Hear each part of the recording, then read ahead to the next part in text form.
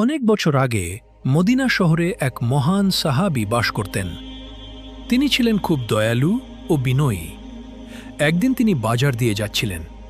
হঠাৎ দেখলেন এক দরিদ্র মানুষ বসে আছে। তার কাছে খাবার নেই, টাকা নেই।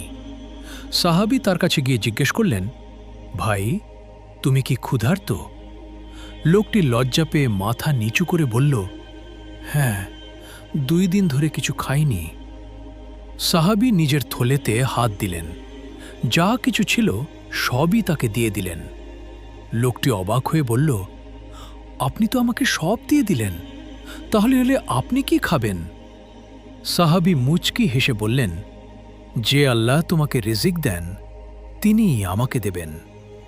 তখন তিনি কুরআনের এই আয়াতটি পড়লেন, আর তোমরা যা কিছু দান করো আল্লাহ তার উত্তম প্রতিদান দেন। লোকটির চোখে পানি চলে এলো। সে বুঝল, সত্যিকারের ঈমান মানুষকে উদার ও দয়ালু বানায়। শিক্ষা: যে আল্লাহর উপর ভরসা করে দান করে, আল্লাহ তার রিজিক কখনো কমিয়ে দেন না।